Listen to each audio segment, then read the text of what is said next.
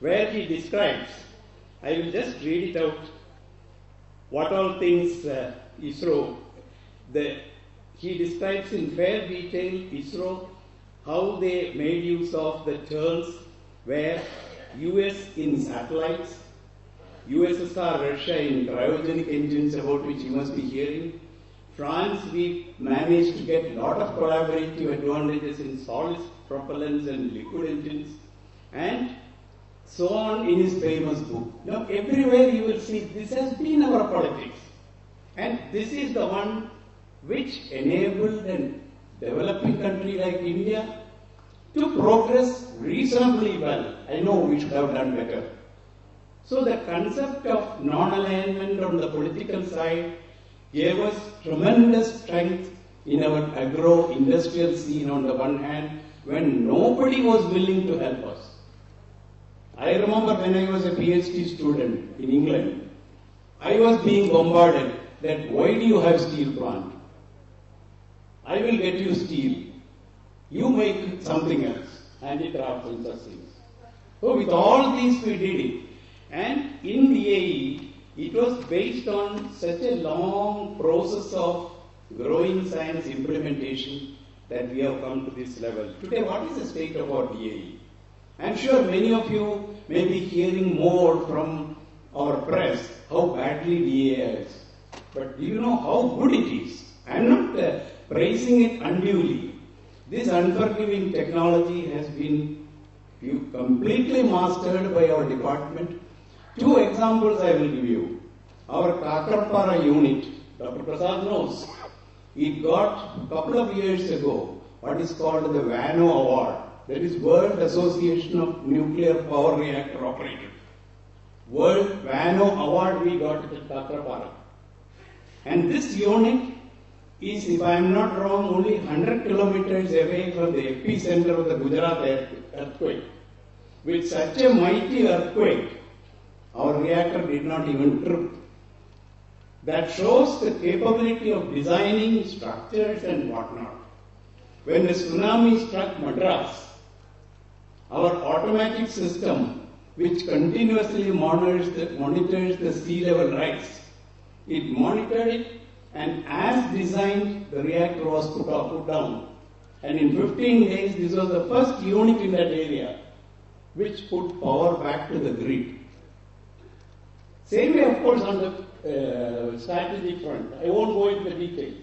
So, this Department of Atomic Energy is an example. In fact, I would like to emphasize, this is the first example of independent India for self-reliance.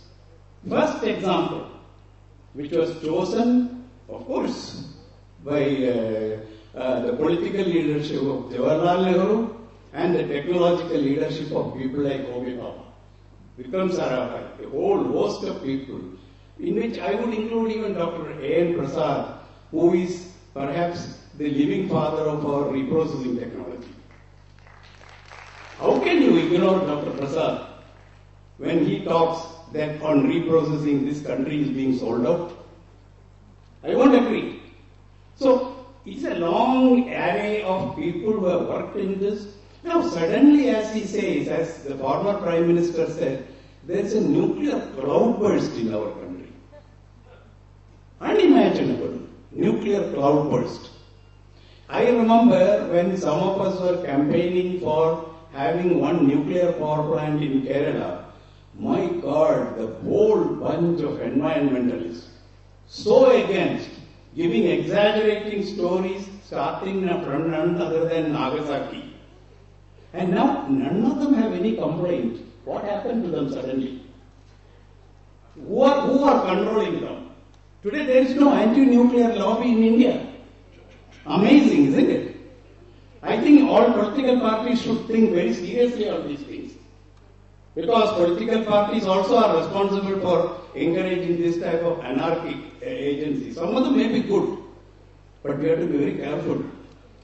Now, I just conclude only with the last, saying that this is only two more things I would only complimentary I am adding to what Dr. A.N. Prasad said. Everybody talks about the Hyde Act. And I think an impression is being created that the Hyde Act, oh, this is something which Americans will make it milder. I want to tell you, if those who are interested to know how serious slavery we are going to enter, don't blame Americans. It is our blame. Because ever since the first nuclear explosion by America in 1954, they passed a US Atomic Energy Act 1954. And as amended, it is a 568-page document.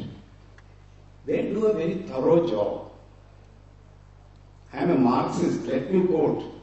We have heard somebody asked late Stalin, how do you define a communist? He said a communist must have American capitalist efficiency with a proletarian consciousness. Then he was asked, why American capitalist efficiency? He said, Americans never give up. I think they are trying their best, they don't give up. These are all lessons for us. So, they know how to protect their country. 1954 US Atomic Energy Act, what are these major things? Number one, non-proliferation obligations and decisions of the United States. Nothing shall be done to dilute the non-proliferation policies of the government of the United States. Number one. Number two, they brought in that additional protocol. Now, what is that additional protocol? It's a 68-page document where they treat, in Dr. P.K. Engel's language, the so-called rogue states. Americans describe rogue states. And India has been asked to sign that INCFRC by 50. They have even given by the number. So if you go tomorrow to Geneva and discuss that we are going to discuss safety measures, we can discuss over a cup of tea. But when it comes to agreement, it has to be only INCFRC by 50, which is meant for additional protocol. And number two, American security interests from time to time. They have told what are the American security interests. So the Hyde Act, they have not changed their 1954 law. And if anybody thinks that the President Bush will change this, no President of the United States will be able to change a 50 years old act. With this I will stop. So we are in for a very serious struggle, and the greatest thing which I see for the time, which I am very proud as a member of the scientific community, this time the first opposition to the deal came from none other than the present chairman of Atomic Energy Commission, Dr. Kapotkar. Through an interview he gave to Pallav Bagla and published in Indian Express, he said, US shifting goalposts. This shows even the technical people today are becoming politically conscious, participating in national building. I think this is the best thing which has happened when we celebrate our 150th year of the first war of independence. We have to carry on. There is no alternative. Thank you.